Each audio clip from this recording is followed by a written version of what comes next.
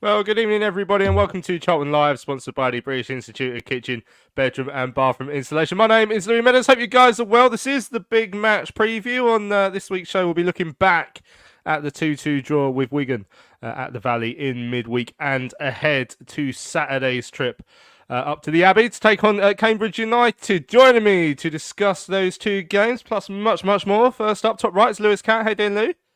Yeah, I'm not too bad, mate. Thank you. How are you?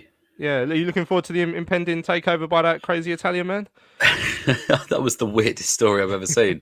I forgot that he turned up at the Valley at one point. I saw a video when I looked earlier of him sort of cheering with loads of Charlton fans. We must have played Leeds or something in the Championship, and he was outside speaking very aggressive Italian at the Charlton fans, and they're all singing "We Love Cellino." But I think that's when Roland was here, so never know. Maybe he's already on the right foot, but I highly doubt it.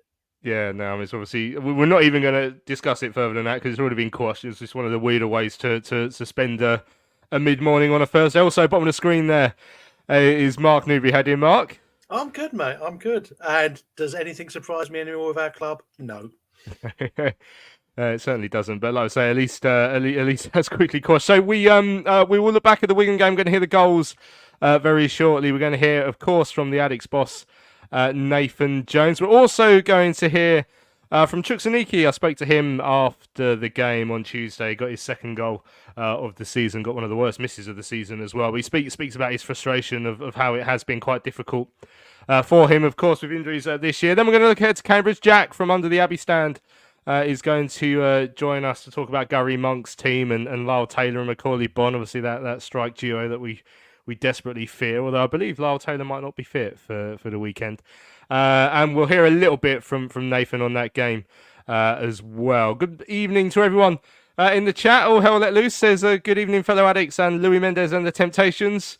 Andrew, Sam, Gary's in there, Jay's in there, Dudley, and Michael. Dudley says good evening to Louis and the Disciples, which I don't know if you'd rather be the Temptations or the Disciples, Lou, but that's up to you. But Murray's in there as well. Hi, Murray.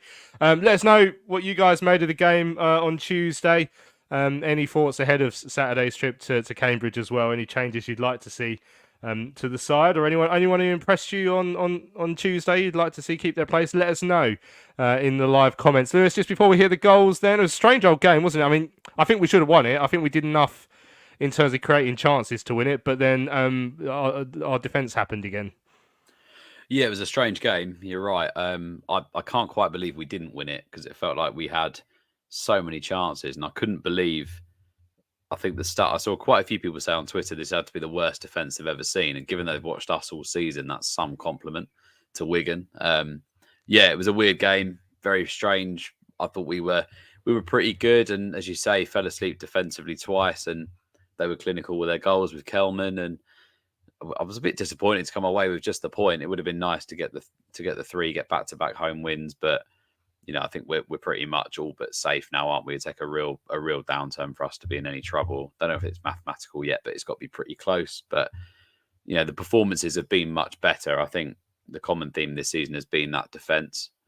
So that's something that we're going to no doubt wind the season down, and it will be something that Nathan will be keen to work on in the summer.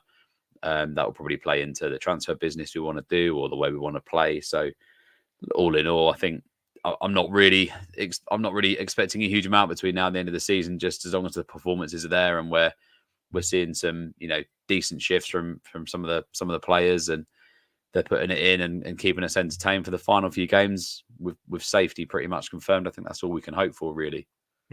Excellent stuff. Right, well, let's have a listen then to the goals from Charlton TV on Tuesday evening. The commentators, as always, were Greg Stubley and Terry Smith.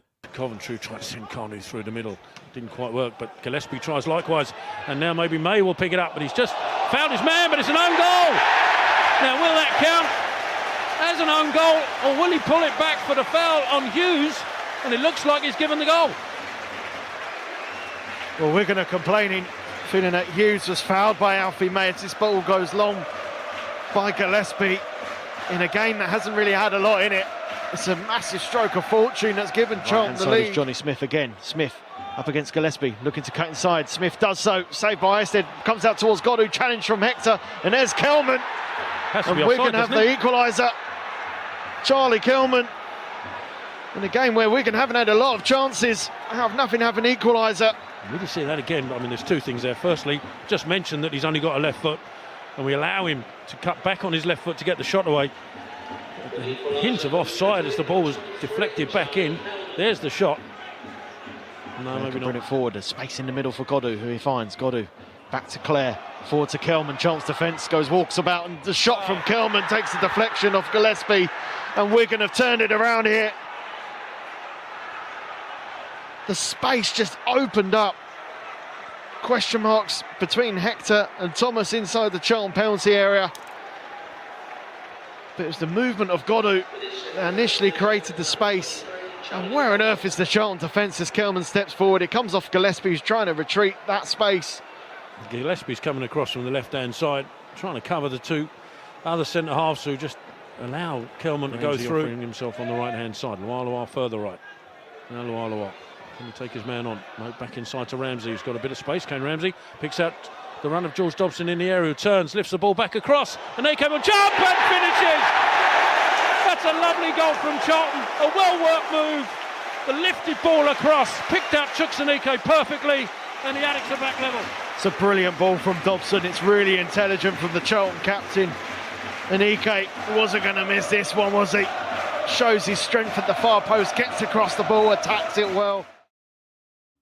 There we go. That's the highlights then from Charlton TV of the 2-2 draw with Wigan at the Valley. I mean, it's a late goal for Chuks Aneke that meant we got the point. The unbeaten run continues, Mark. It probably should have been more, though, really, shouldn't it? Oh, without a doubt. I mean, I think I would agree with everyone when they said that Wigan are one of the poorest sides I've seen this season. And they showed nothing. But apart from their young lad, Goddo, who I think I got on loan from someone, he impressed me. But the rest of the Wigan side, as soon as we scored one, and they didn't make that big a deal about it, and I think it would have been given, obviously, if the referee could have a look at it again. But I think less said about that ref, the better. And we had the chances to then score a second, and then we did our normal defensive, who are we again, what do we do for a living, 10 minutes of absolute pure madness. I mean, they had Mr. Tickle in goal, we had Mr. Inept and Mr. Slow at the back, and it was embarrassing. It was the way they scored twice so quickly, and it was just nothing. I mean, to get a draw out of it, we seem, well, at least we got a draw. We should have had more. But defending like that, do we deserve more? I don't think so. I think, you take the point because, we did attack. I don't know. I didn't see any replays of the penalty shout. A few people had said possibly. But no, I think it was one of those games where I think we got what we deserved, but it's something hopefully Nathan can sort out for next season. So yeah, I mean, Dudley says, I understand Greg thought we were trying to test Tickle. And we certainly got a few balls in there, didn't we, Lewis? But it was the other end where our problem was. I'm wary that I focus on the defending as a squad a lot this season, but if we could defend, goals-wise, we we'd be in the top 6, but we can't defend, and that's a big problem we've had all season. So I mean, we'll hear when I speak to Nathan, I ask him about how he's going to fix that, because at what point does it stop being, look, I mean, it felt like they tidied up a little bit when Nathan came in, but we still only kept maybe 2 clean sheets, I think, under Nathan, only 5 in the whole season, which is nowhere near good enough. And we still have that in us. You know, the 2 goals, I think Gillespie got beaten too easily for the first one by Godot, who was very good on loan from Fulham. Isid made a save, which one of those, sometimes you sort of say, you think maybe he could palm it out, but maybe not with that one. It was quite direct at him, but then maybe slow to get to the rebound. And then when you look at actually the defending for the second, both Hector and Thomas getting sucked towards the ball, that's the sort of thing that shouldn't really happen. And then Gillespie was a bit unlucky with the fact he got back across, but it took a deflection off him. But overall, we have a massive problem at that part of the pitch. So at some point, something's got to address that. And Nathan highlighted himself that so far he hasn't. Yeah, 100%. If you look back at some of our results this season, and I'd love to know how many goals have come from defensive howlers, because that has been an area we have really, really struggled, and has been our Achilles heel all season.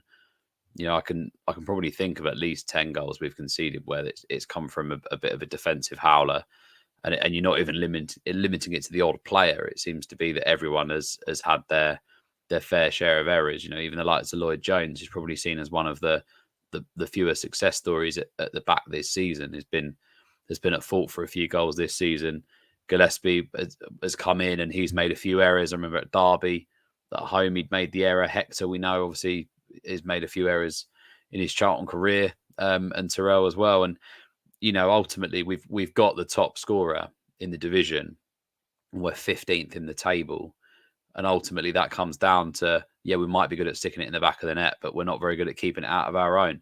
And as you say, you'd love to know where we'd end up if we had shored things up at the back, if we did have maybe those better performers in that defensive line to try and shore things up. Some of it may even come down to the goalkeepers themselves. I probably look at both Isid and Ashley, and I don't really think either of those keepers would play for the teams in the top 6. I mean, obviously, I know Harry played for Barnsley in the playoff final last year, but I don't think he featured massively over the season for them. I think it's such a crucial part in this division. I think this year League One overall, and it's no disrespect, but the quality in League One has been pretty poor this year, and the fact that we're 15th in it is incredibly disappointing. But ultimately, a lot of that comes down to the fact that we give away silly goals and we have silly errors. And when our confidence was really low, we weren't able to get ourselves back into games or get ourselves ahead in games to prevent us, dropping points. Under Nathan, the performances have been much better. And we've seen those losses turn into draws because we've been able to get into games, and we've seen obviously a couple of wins in there as well. But it's going to be a real area that he has to focus on in the summer, because you can't get out of this division shipping goals like that, and you can't be expecting to just outscore teams to get yourself into the top 6, because you're giving yourself an uphill battle before you even kick the ball. So it's going to be a real area of focus for Nathan and the backroom team during the summer, and hopefully we see either some reinforcements in terms of playing personnel that shore up that back line, or we see a bit of a boost in performance from some of the players that are here, because some of them are out of contract, some of them aren't. So the ones that are going to be here, for me, need to up their game next season, if I'm being critical. Yeah, I mean, certainly, and we've got the 6th worst defensive record in League One this season. And we've effectively had a whole season now. So if it's 5 games in, then you can say, maybe it's a bit of a wobble, but it's in the entire season. And don't forget, last season we were probably in the bottom 8, I think, for goals conceded as well. Michael said those 2 goals, they just steamed right through us. Sam says, I can't believe we're still making so many defensive mistakes. How much better are we really under Jones and Appleton? Defensively, like I say, Nathan says it himself. When I ask him about that defensive situation later on, our goals, bit of luck perhaps about the first one. I mean, you can tell it might be a foul when even Terry is suggesting in commentary that there should be a foul given against Charlton, but it wasn't. I was slightly surprised when I saw it back that it wasn't given, Mark. But the second goal. George Dobson, absolutely fantastic performance from him, and floated over to Chuks Aneke, who had an absolute howler just moments before, so did well to make sure he didn't make the same mistake twice. Yeah, I mean, lovely cross, and Chuks did what Chuks does. I think you'd look at their goalkeeper as the ball's come over him. He's totally all at sea. If he'd stayed on his line and gone sideways, he might have got a hand to it. But the thing about Chuks, and it's noticeable, because obviously he can't risk sprinting. So he hasn't got the ability to shut down defenders when they've got the ball or shut down the goalkeeper. And their goalkeeper, I think if you've had, he's had May running at him like a real whippet. And as soon as we took May off, he lost that. And so he didn't have as much pressure. And I thought he was just primed for another mistake. And I expected him to kick one straight to us anyway. So, no, yeah, Chuks' miss, any other part of his leg and that just bobbles in. I mean, he's just shinned it straight over the bar. But, like I said, he said himself, he's his own critic. He realised, and he keeps his head up, keeps going, gets his goal. So puts him on 2 for the season. So it's difficult because the way we're playing at the moment, and we are attacking, I'm not a great fan of Lualua. I don't think he's actually brought us anything. It's Lualua of 5-6 years ago, yeah, but now he seems. I think that's a bit of a strange one. Obviously, we had to make a sub early on, so that limited the rest of the subs we made. It's difficult because once you've got Chuks up there and Connor Wickham, both sort of like fairly big built guys, you're going to be sort of like playing one way. And you're thinking, right, let's get Campbell, let's get Loire out wide, then swinging those crosses and do something. But we didn't really do that. I mean, Campbell had a couple of opportunities, had a good shot, thought he was going to repeat his rocket shot from before. So he's looking like nifty again. Loire, like I said, I just didn't, if he did cross the ball, it very barely made the first man. Dobson's good cross. It's hard to say if I feel that we deserved 3 points from that 15 stupid minutes in it. So, for chances, yes, but from our whole gameplay overall, no, probably not, if I'm honest. Quite a few people saying maybe we should have a look at that Godo. The pronunciation, I was told it before the game. I was told it's actually Godo, but people were saying Godo or Godu or whatever. But he did look lively, didn't he, on loan from Fulham? All hell let loose. Thought he was exceptional for the first 10 minutes, but then disappeared for the rest of the game, other than the assist. But yeah, well, based on the one game I've seen of him, I'd sign him. But that's not really how you should do your transfer policies, because we've been bitten by that.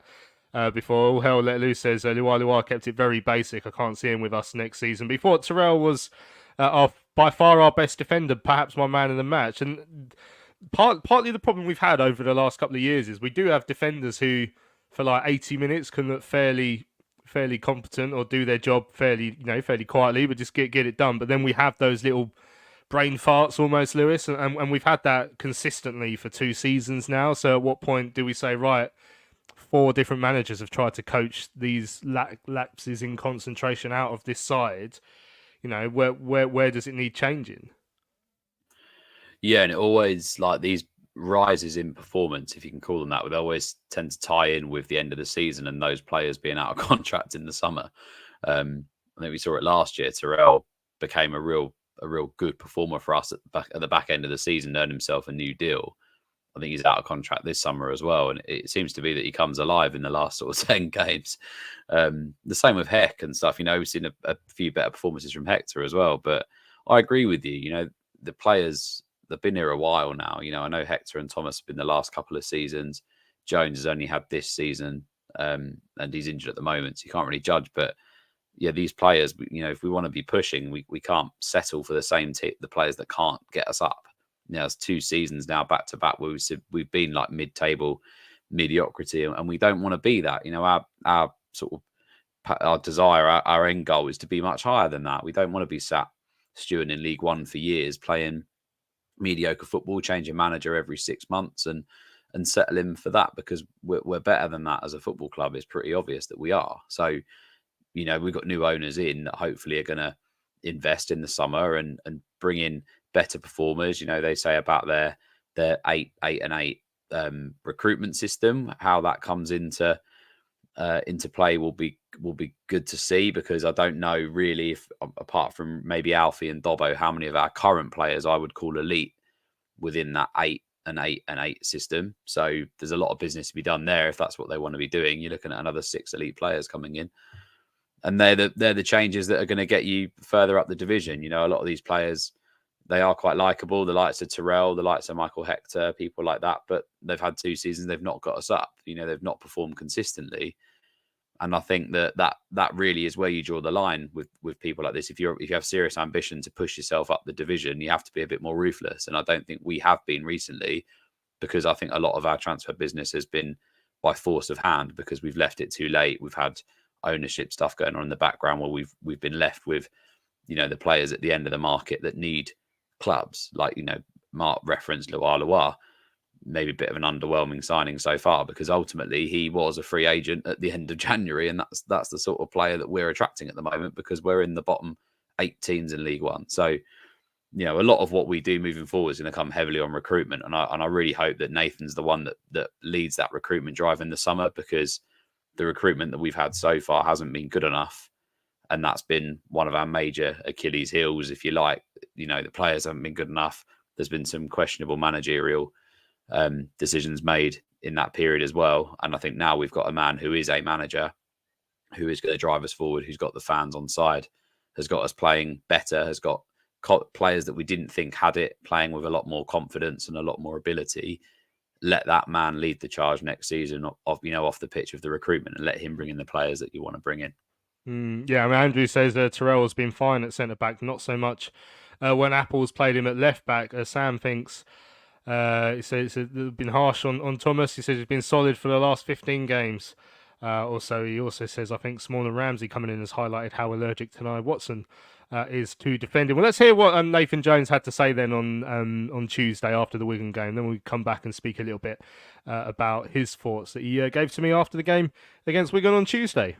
Another entertaining game here at the Valley. What's your overall feelings at the end of it? A little bit disappointed we didn't win the game, because we created enough chances, but level of performance was there. We had probably a 7 or 8 minute spell second half where they've scored 2 goals, which we've got to be better at, which I'm really, really disappointed about. But you know, in terms of going forward, we've created enough chances to won more than one game tonight, and good chances as well, very, very good chances. So I'm very proud of the performance, proud of the character to come back when they score 2 and take the lead. We're showing character that we don't want to lose this unbeaten run. So a lot of pleasing things. Just disappointed we didn't have 3 points. Yeah, I guess the manner of those 2 goals would have come as a bit of a shock the way you conceded, because the game didn't feel like it was going that way at all. But look, we haven't kept many clean sheets this year. This team hasn't kept many clean sheets for 3 managers now, and no one's kept clean sheets, me included. So that's something that we need to address, and we've got to be better at, because I don't want us to have to score 3 goals at home to win a football game. But in terms of the level of intensity, everything they did, I'm really pleased with, because I thought there was so many parts of our game that was really, it was excellent. It's just other things we've just got to be slightly better at. One, our conversion rate. We've had 20 shots today in terms of that, and then making sure that we don't concede 2 poor goals, really. Yeah, so I don't want to focus too much on the defence, but how hard is it to fix something like that when it has been a problem for a long term? Well, look, it's either work or personnel. So we'll do lots of work, and if we can't, if the work doesn't do it, we'll change personnel. That's the only thing we'll do. So we've got to be better. We lost a few little individual battles, and then they broke on us for 2 goals. Counter-attacks cost us twice, really. Now they play a certain way. They gamble, and we didn't punish them. They play with people in real false positions and so on, and we created enough to have punished them tonight. If that's 4-5-2, then no one's moaning, no one's saying, wow, you got lucky there, because we've created lots and lots of chances.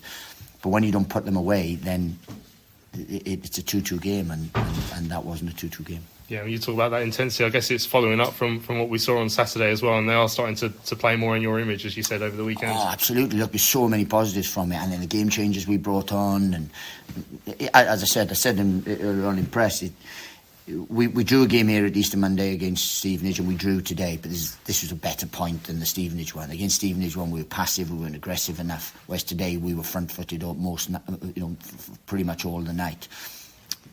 Things we can learn from defensively, and then, as I said, just take your chances and we win that comfortably. The goal that gave Charlton the lead for the first time in the game, and that was a bit of luck, I guess, that Charlton perhaps been lacking at times this season. Yeah, well, look, it evens yourself out. If you've had a bit of bad luck through the season, you tend to have some, but we've had some really good, played some wonderful football at times. First half, it would have been, if Karoy could have got a shot off earlier, for example, that would have been a wonderful goal, went from back to front, really. I thought structurally we were good, we were aggressive in our press, just lacked a little bit of cutting edge. But then second half we came out with like house on fire. We created 2, 3, 4 chances. We missed chances. Then even again, Chuks had a great opportunity from point blank, from wonderful play again. And look, we've been front. We've had, as I said, for 20 shots tonight. We've had double A shots on target in terms of everything. So it shows that we've had a right go tonight, and the fans would have, they won 3 points, but they would have seen a team that's proper front-footed tonight. It's a lovely assist from George Dobson for Chuks' goals as well. I think on Saturday you said something like people might not realise how good a player he is. Is that the sort of thing you're referring to? Absolutely, he affects the football game. You look at him, he creates chances for people and he takes on board stuff. But and the one he puts, he's actually sliding in and puts the best ball of the game in. That if we've had 2 centre forwards, I would have thought one of them would have been on the end of that. But he affects the football game. That's why I like it. People think he's an out-of-possession player because he runs about and slides in and wins it, and people think, oh yeah, he's a defensive midfield player. He's not. He's a better footballer than people give him credit for. And I've seen that and I've recognised that. And he's affected pretty much every game of football he's played for us, and that's all you can ask from a midfielder. You got booked again today. What was the referee saying that was for? Well, I think it's an absolute disgrace. Their boy, and I'll name him, Johnny Smith, no touch it, they fall over, and the referee gives the thing. I think it's a disgrace. I think it's an absolute disgrace that people get away with that. And it's frustration because, for me, it would anger me as a player that someone was doing that. It would anger me. And it angered me as a manager. So I showed my frustration, and you get booked because you can't show your frustration. But you book him for diving. It's cheating. It's wrong because there's no contact. But nowadays you got to give it because you don't want controversy, you don't want this, so you got to give it. But it's just frustrating. So I got booked for frustration. Thinking about a new kitchen or bathroom? Find professional, independent local installers with free home surveys, itemised quotes and protected payments, trading standards approved contracts, and workmanship warranties. The British Institute of Kitchen, Bedroom, Bathroom Installations accredits installers to ensure they are police-checked, fully insured and experienced. Take the risk out of home improvement. Visit bikbbi.org.uk. Hello fellow addicts, I'm so excited to tell you all about our micropub, the River Ale House. The River Ale House is based in East Greenwich. It has 6 Pub of the Year awards, an ever-changing selection of amazing beer. It's owned by Charlton fans, walkable to the ground in just 20 minutes with buses that go direct to the Valley too.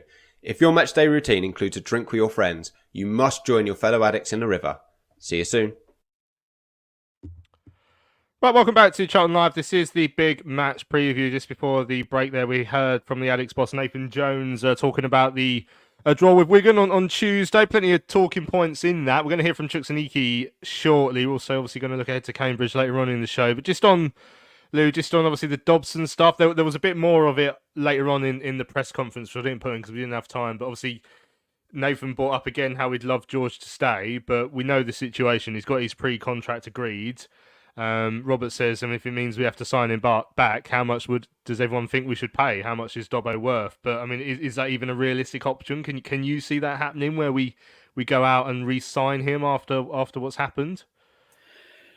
It's so difficult, isn't it? Obviously, I would love him to stay. I want him to stay because I love George Dobson. I think he's been a fantastic footballer for us. In two or three seasons where it's been fairly forgetful. He's been brilliant. He's been really, really good. He's been a consistent performer. The way he started his career with us was very stop-start. Jacko came in and gave him his opportunity, grabbed it with both hands, and he's been an ever-present since then. And I think he's a brilliant captain. I think sometimes his leadership's come into question a few times, but I think it's more that he epitomises what it is to play for Charlton, like that desire, that 100% effort, that care, like we see from Alfie. Like I think those two are real, like they're very at the very top of what it means to be a Charlton player at the moment in this current crop. And I'll be really, really sad if he does go. I mean, I don't know how the deal works with this pre-contract agreement. I'd assume that they're expecting him to sign for this Hungarian side in the summer, but does he want to go? I don't know. Like, ultimately, if Nathan wants him to stay, it's just a shame that Nathan didn't come in a little bit earlier and be able to make that decision. But, in my opinion, if Nathan's the one that's in charge of the team and George wants to stay, and there's a viable option for us to do something that means he stays here beyond the end of the season, then I think we have to do it. How realistic that is, I don't know. And for George as well, if he's financially, if he's got a good package out in Hungary to join this side, and he might fancy a new challenge. But I can't imagine. I think under Nathan Jones, he'd want to stay here and be that captain that leads us to a potential promotion charge next season with a manager that's instilled a bit of belief back into the football club. I hope it's something we can do. I think it's a massive balls up by the club, by Andy Scott, whoever, that they've let this situation happen. But this is the position that we're in, and for me, that this highlights exactly why Nathan Jones should be the one in charge of the recruitment in the summer, because this is one of the biggest balls ups I've seen at this football club, and that's giving something, given what we've been through the last few years. So I hope something can be done and that he stays, because I think he's fantastic. A very likable guy, gives 100%. I enjoy watching him play for us, and I'd love for him to be the one that lifts any potential trophy for us next season if we do get promoted. But I don't know. It's tough. If it's a really unrealistic financial package, you then have to look and say, what would that do in terms of the finances available to strengthen other areas of the squad? But if it's doable, it's a no-brainer. He has to stay. Yeah, I mean, Andrew's saying, are we sure that Dobbo wants to re-sign for us? Well, George hasn't really done any interviews since this whole kerfuffle. But there was a lot of noise around the time that George was maybe disappointed not to have got the offer that he was expecting, and maybe he felt like his hands were tied with this offer with the Hungarian side. Obviously, don't forget, it was on the verge of happening in February, when just before the Hungarian window closed, and then effectively it sounds like Nathan Jones put a stop to that. That seems to be the way it went. Michael said, I don't think it's realistic he stays. Suddenly we agreed to pay him the wages which he previously wanted, and we wouldn't pay, but maybe Nathan is different on that regard. Sam said, wouldn't it be harder and more expensive to find a replacement? Easier just to admit the mess up and pay to keep him. John says he doesn't think he'll stay. That's why Coventry was signed. Andrew reckons it's the biggest mistake since Jan. Joe says, we're craving new signings in various positions, but let's make sure we hold on to what's already clicking on the field. As all hell let loose points out, he does seem to care, doesn't he? Lewis, in terms of Dobbo, which is the way of putting it, Alan says, if we're cutting the squad so we can pay him more, maybe we should do that. As per the defence there, just so now you've heard the comments as well from Nathan there, Mark. So Murray saying NJ hit the nail on the head. 3 managers and no clean sheets. So he said strong hints at changing personnel. When I typed up in a week, I said it came across as a warning to me. Buckle up your ideas, or there will be changes. Yeah, and I think he's got to be honest with them. I like the fullbacks. I like Small and I like Ramsey. I think they're both sort of like exciting players. Whether there's cover for them afterwards is negotiable. I think what we're missing, and it's going to sound funny because Hector's a very experienced defender, and to be honest, Terrell Thomas is. And the guys who come in, Ness is the only one who's really, he came in, did well, suffered probably maybe from being a bit too young to come into that kind of like team. But I was never the greatest fan of Jason Pearce. Never really was. But as a captain, he was an organiser. He was a cheer up. He was a shouter. And, he was a big, tough guy, physical, loved the battles. But he didn't let the people either side of him sort of like slack. And sometimes you look at our defence and you wonder if a back five actually talk to each other.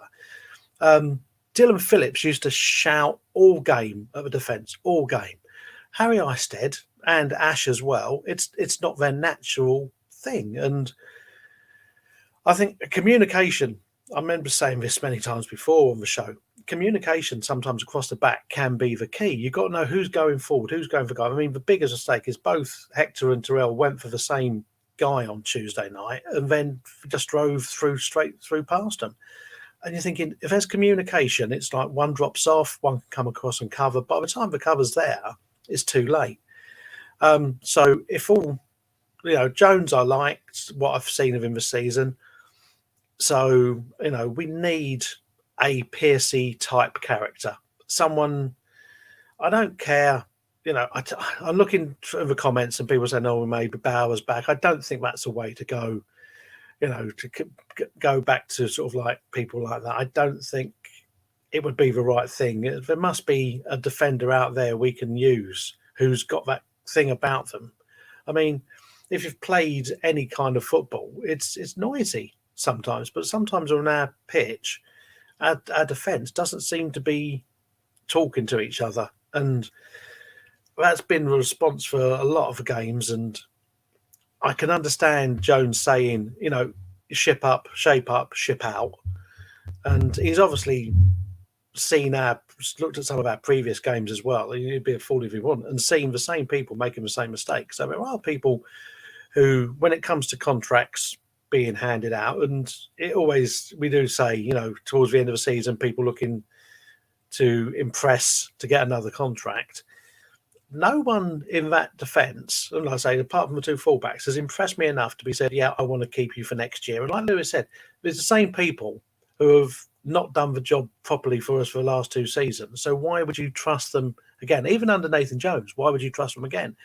They're going to do the same things. I mean, there's only so many times you can see a defender coming out and hold his hands up and go, oh, sorry, yeah, that was my mistake, whoopsie.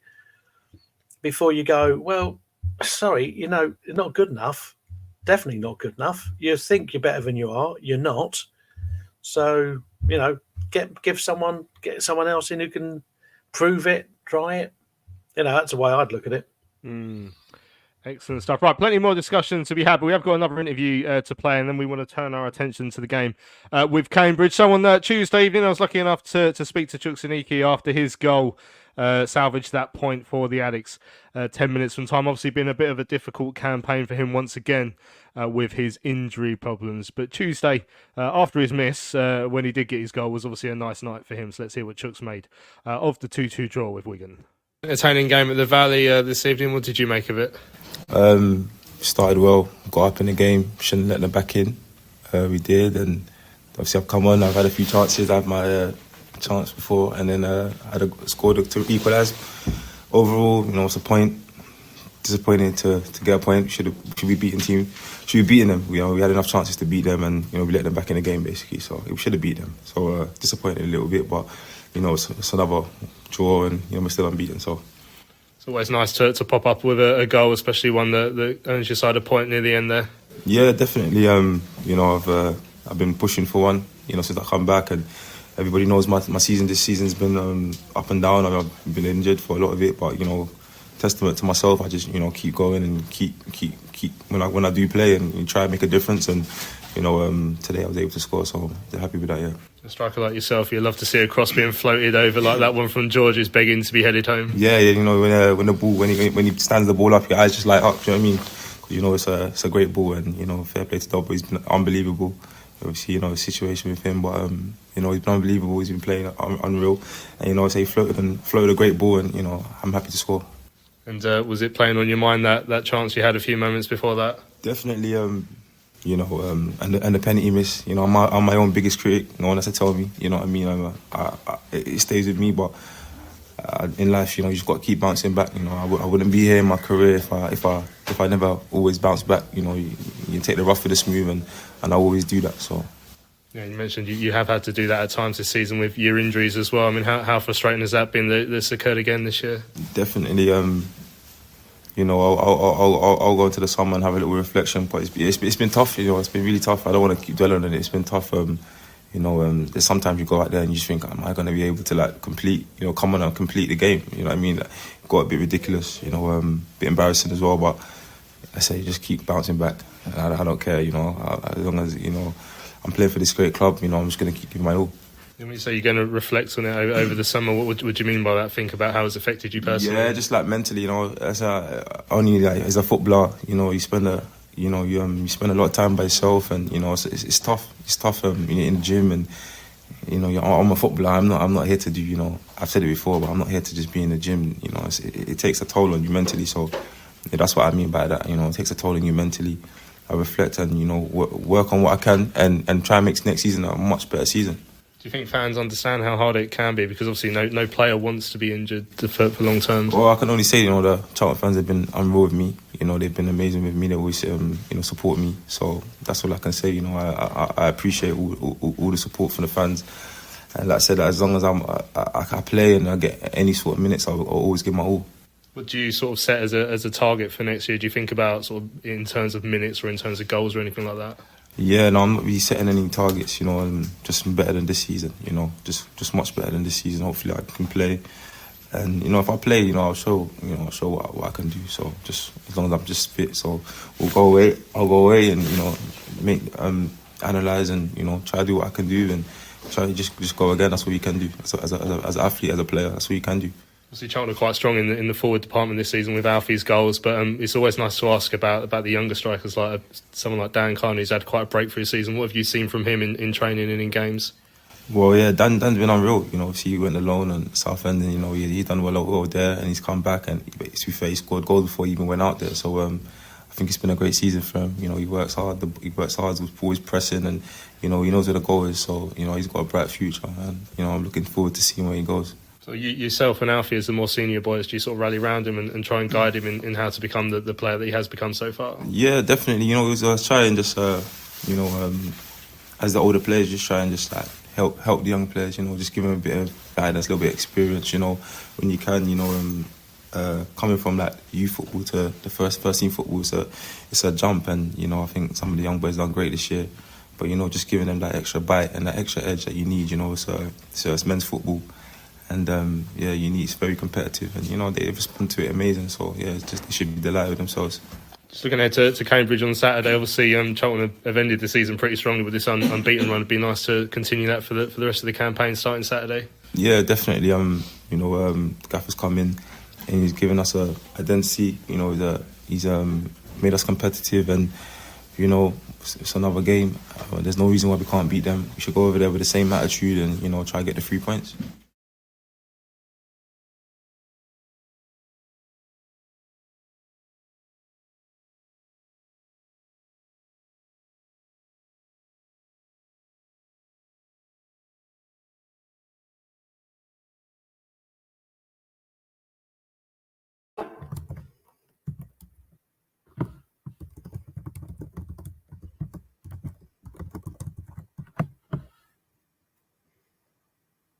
Didn't realise I've been on mute the entire time there. Sorry, everybody. But I've introduced Jack in that time. So, Jack, how you doing, mate?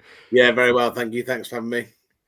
Excellent stuff. Right, so as I was saying to myself, Chuks was talking about the game coming up this weekend. Obviously, Charlton in a rich vein of form. How would you assess Cambridge's season so far? Just kind of stop-start, really. We've never really got going. You know, we've won 2 games on the bounce only 3 times this season, which kind of defines the season completely. You know, we had a good start and it looked like we might kind of be, you know, a bit more of a League One side than we, you know, everyone had us down for, but we're still at this point in the season and still looking over our shoulder. Whilst the Easter weekend went well, I think we're still kind of worried about, you know, having to win another game. And, you know, you guys are coming to the Abbey on Saturday and we see that as, you know, the game we could win, but yeah, we still need another 3 points, I think, to get over the line. Hi, Jack. You join an elite club that we're in this season, having 3 managers this year. Where do you see everything going for the remainder of the season? And do you think with Garry Monk coming in, is he going to be the person you think can if you do stay up, which it looks like you will, touch wood, there'll be someone that could maybe push you on to the next level, given the pedigree in the Championship, or was it a bit of a surprising appointment for you, given he was out of football for a little while? I mean, it was a surprising appointment because Neil Harris basically bolted out the door out of the blue. I mean, we had to get someone in, and Garry Monk seemed like quite a shrewd appointment, even though he hadn't had a job in a while. We weren't expecting to have to bring anyone else in. Neil Harris was the guy to navigate us to the end of the season, but he got a better offer, or whatever the rigmarole of that whole Millwall thing was. But yeah, Garry Monk's come in. He's, he had a tough start, but he's come in and navigated us through a really horrible Easter weekend, and we've come out the other side of it looking in really good place. We lost at Blackpool, but that's no surprise. So yeah, what we need to do is guarantee safety and then kind of go again. We're gonna lose quite a lot of our squad over summer. So if Monk's the man in charge, then he needs to really recruit and kind of rebuild the squad. So if we stay up, then yeah, he's the man, and if we go down, then he's definitely the man. But yeah, there's a lot to be done before now and the end of the season. Jack. Question: you've picked up a couple of our ex-players who we know fairly well in Mr. Taylor and Mr. Offside Bon. I don't know how much they've played since they've signed for you, but how have you felt they've settled into your side? Lyle Taylor had an amazing start. And yeah, we were all kind of like rubbing our hands together, and then did the cardinal sin of getting a red card before our big derby, and then Neil Harris left. So yeah, that was the worst week of our Football League tenure. So yeah, Lyle Taylor since then sadly picks up an injury, hasn't really done much since. We all know he's got a bit of a reputation and a bit of an attitude. So great start, but didn't push on. Macaulay Bon, it's just not happened for him. Like you say, might be called Mr. Offside. He's missed a couple of kind of gilt-edged chances for us. So it's not happened for Bon for sure. And whilst Taylor had a good start and has contributed, he's out injured this weekend. So yeah, we're without him for what could be a really crucial game. So it's not really happened for either of them. I've seen that. I think Michael Morrison might be out as well, another one of our former players. Have you still got Jordan Cousins and the likes of Silly Kai as well? You're effectively like a Charlton B team from years gone by. Looking ahead to Saturday's game, then I think we've won on both of our recent trips over the last couple of seasons to the Abbey. But do you come into it with an air of confidence against the side? Obviously, we're on a decent run of form at the moment. Yeah, definitely. I mean, if you'd spoken to me before the Easter weekend, I would have been like counting the goals. But I think we showed a bit of mettle and showed what we can do, against good teams. And whilst we went up to Blackpool and lost, I feel like we've kind of come back from what was a really difficult time. We lost 6-0 at Lincoln and 4-0 at Reading, and it looked pretty disastrous at that point. Come back and beat Barnsley and Wigan. We've showed that we've got a bit of backbone, we've got a bit of quality, and I think we can come out and give kind of anyone a game. The Blackpool game was nip and tuck, and Blackpool took that away. But I feel like we can give Charlton a game on Saturday, and we've got something to play for. We need a point or three to keep us safe. So yeah, the players will be up for it. Gaston Hadmay's come back. And probably our player of the season, even though he's played half the season, and he won our player of the month after coming off the bench 2 times, and that was it, So we've got some real goal threat back now. So yeah, I feel like Cambridge United, whilst we lost the last game, tails will be up, and I feel like we can get something from the game. Excellent stuff. Well, Jack, thanks for your time this evening. Look forward to the game on Saturday, and hopefully you guys can get the results you require other than on Saturday to stay up, because I always enjoy a trip up to the Abbey. Cheers. Thanks for having me on. There we go. That's Jack Swindlehurst from the Under the Abbey Stand pod. Very good Cambridge pod. Well worth a listen if you want to get some info on the opposition. Let's look ahead to the game then from a Charlton point of view. I've got a very brief clip of Nathan Jones looking ahead to the match. Then we can come back and we'll have a bit of a discussion about what team we'd like to see line up. And we'll talk a little bit more about what Chuks had to say in his interview with me as well. In the past already about our support, especially on the road. And it'll be another sellout travelling crowd on Saturday to back the team. They'll have a painful memory of what happened against Cambridge. You weren't here, of course, but a painful memory against Cambridge at the Valley, relinquishing a 2-goal lead very late on. So the fans will be wanting to get one out of them. Well, look, I think it's a lovely game for the fans. Cambridge is a wonderful place, in terms of going to visit, and it's not some of the journeys they've had to do, Cheltenham on a Tuesday night, Derby on a Tuesday night, all the way up to Bolton, Fleetwood on a windy, terrible day. this Saturday in April would be a slightly more pleasant affair, you'd imagine. And I'm delighted that they turned out in force again, because we can fill that away end behind the goal. Of real fond memories of managing against Cambridge, and we'll want another positive performance and a positive result. That's what we want, and we want them to play their part in that, but for us to give them something to really get behind.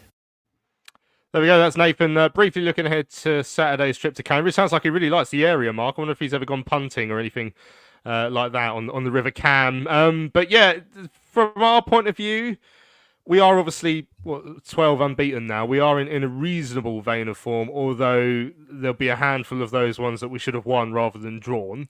How do we attack sort of the rest of the games this season? There was something interesting he said to Rich in the press conference that I saw. We've been discussing maybe whether we'd think about dropping players who aren't going to be here next season and to experiment, but he's very much said no. Same with George and other players who might not feature next year. He'll play whatever he considers his strongest 11 between now and the end of the season. So perhaps we won't see some of those experiments that we've been calling for to sort of lay some groundwork for next year in that vein.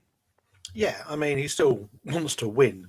And I think if he feels that blooding somebody or putting a couple of youngsters in won't get that, he won't do it and, fully get behind that. It's nice to see the youngsters making the bench. And there's, it seems to be that we've got another couple of young strikers who are doing well.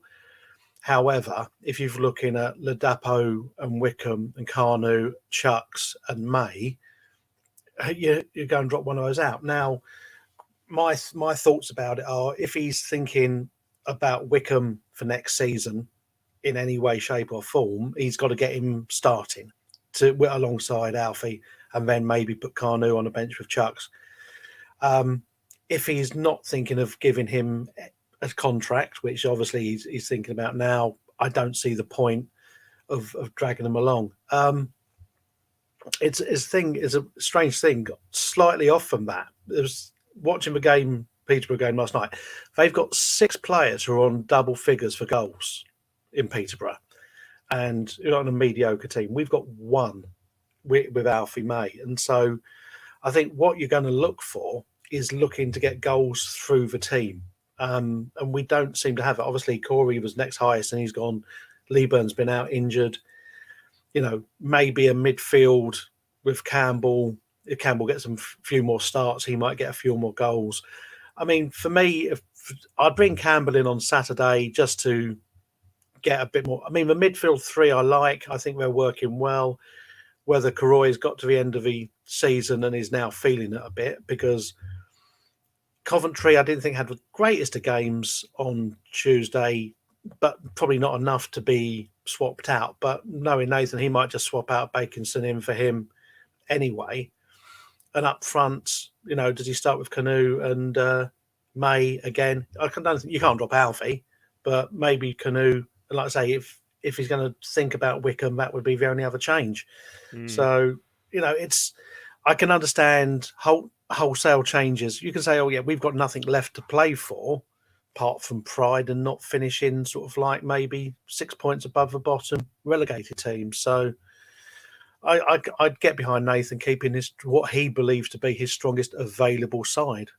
Yeah, I mean, John said I'd like to see Tyrese Campbell start of the weekend, as Mark said there, and I mean, someone said it much further up in the chat. He has looked a lot brighter when he's come on recently, and again on Tuesday night, which I'm pleased about, because obviously I've been a big backer of his, and seeing his dip this season has been quite painful, really, because I thought there was a player there, and maybe we're starting to see a bit more confidence as well now. I mean, Sam has asked a question then, what do you guys think of Coventry in comparison to Dobbo? Lewis, I'll let you answer that one. I don't think he's there yet. That's all I'll say. Really, I don't think he's quite there. There's been some games where I've been really impressed with him, and there's been some where I haven't. I think sometimes he can hit a clinical pass, and other times he can't. It's been very much 50-50. I mean, there's obviously a good player in there, and I think that the pros do outweigh the cons. But when you're talking about George Dobson, like he's a bit of a treasure for us. He's one of the most effective players, defensively midfield wise in the division. His stats are always up there. across all the midfielders in the division as one of the best. And, they're big shoes to fill if he goes. So for me, look, I think, Coventry's only been here since January. You've got to give the guy time to settle. He's had 2 managers in that time to start playing, different systems with and stuff. So, we've got to give the guy time to settle here. But at the moment, I don't think you can quite compare the two. I think Dobson's clear at the moment, but that's my opinion. Just on the Chuks Aneke interview, Mark, you spoke about obviously the mental toll it takes on him being injured for such large spells. The bit that got to me actually is when he said he felt a bit embarrassed about it. That's when I really felt sorry for him. I've always really rated him as a player when he's been fit enough to start, or to play, I should say.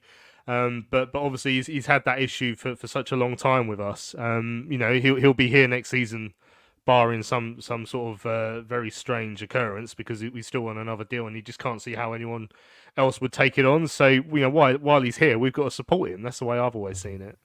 Yeah, that's totally it. I mean, obviously, he might just feel he can sit down with his family and talk about it. And like I say, the mental toll on him, because there must be a bit of him, as much as he comes out and he's got fit-ish again. Like I said, he's not a full-on sprinter down, and you can see that on Tuesday. I'm thinking that's fine; it protects his hamstrings. But he must be a point where he looks at it and goes, like, I'm a professional. I cannot give, 80 to 100% in all the games, and if I get, he gets another injury, you think to yourself that's going to be it for him mentally, because he's just going to take it to heart too badly, you feel. And so if he sits down and comes in and speaks to the gaffer and says, look, I know it's another year, I'd rather quit football, I'd rather give it all up. If you tear up my last year, I won't claim for the money, kind of thing, because I do feel it's not for me. If I think we would respect that, because he is an amazing weapon and he comes across as such a nice guy and personable and stuff. And like I say, like Joe had said in our chat, look at the opposition bench when they see him warming up and about to come on, and there is a sense of panic, and you can understand why, because you've suddenly got this tank who can hold the ball up, who's got a shot on him, who puts himself around, coming on to batter a couple of centre halves who've probably been run ragged. So I think we wait till the summer. If he gets through the next 3 games and he feels he can do it, and he comes back pre-season and he's say, well, I'm good to go, I'm there, I'm mentally there, that's fine. If he comes back and we get the news he's going, you know what, I don't think I can do this to the best of my ability, and I think would be wrong for me to stay, fair play. I think he would still leave being highly regarded by most Charlton fans. Yeah, I mean, I just don't see how that happens. With his contract, I think he stays and sees it out, and he wants to play. And I'll be very shocked if anything changed on that front.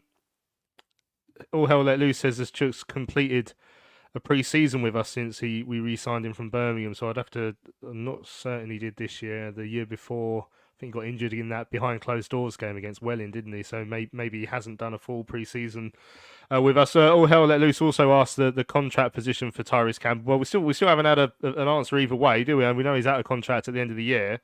We still haven't had an indication either way of whether he will be signing a new deal. But again, I'd hope that would be one that we try and get sorted, just because I think he can be a good option for us. Andrew says Chuks, even with his recent misses, has caused his opposition a lot of issues and helps us to see games out. And I do think he has played, to an extent, a part of our long unbeaten run. Obviously, had a few games out injured in this run, but yeah, he is an important player for us. Right, I mean, finally, Lewis, packed out away end again Saturday, as we're becoming accustomed to this season. I've said it before, and I'll say it again. Our away support this season has been very, very good. We've sold out the ones that you'd like to sell out. We've taken good numbers to the ones that are a little bit further afield, and hopefully Saturday will be another good day.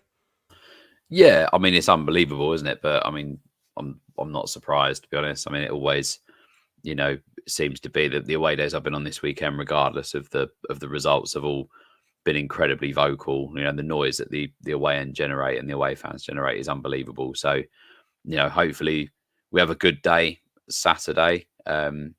It's a shame that someone that I don't want to mention might be out injured, because I imagine that would add a little bit of fuel to the fire at the weekend. But hopefully, and another sold out away end, decent away trip.